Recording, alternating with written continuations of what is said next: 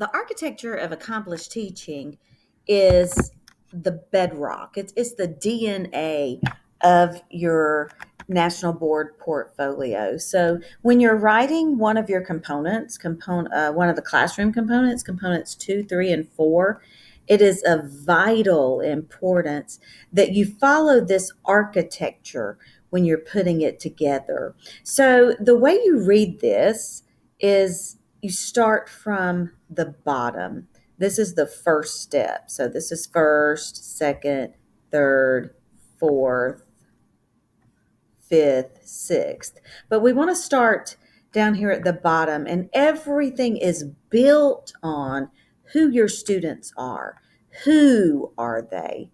Where are they now? What do they need? So, this who are they?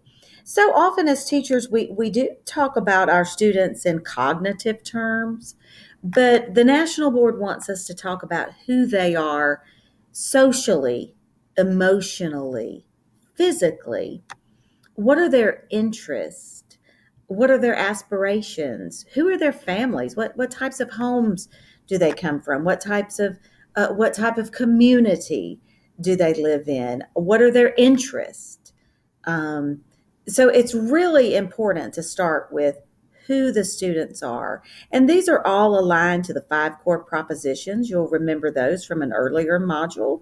And so it's color coded.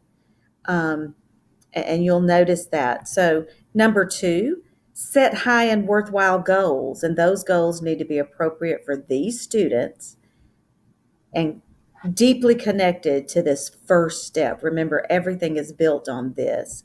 And then you go to the third step. So once you know who your students are, you set goals for them. Then, of course, you're going to implement instruction that helps your students attain those goals. And here you can see the alignment with the core propositions. And then step 4, once you've designed instruction, and you teach it. So you teach and then you evaluate student learning in light of the goals and the instruction. Then you go up to step 5 and you reflect on the learning. You reflect on the effectiveness of your instruction. Did you have concerns? Were there issues that came up? And then you go up to step 6, which is set new high and worthwhile goals appropriate for the students at this time. So what you notice throughout is students, students, students, students. Throughout all of our teaching, it is so important to keep everything grounded in who the students are. And don't forget to pay close attention to how each step of the architecture of accomplished teaching, this DNA, this matrix, don't forget to pay close attention to how it is aligned to the 5 core propositions. So, the big takeaway here is that, of course, this is the architecture of accomplished teaching, and underneath the surface, the main thing underneath the surface, of course, is the students, who they are.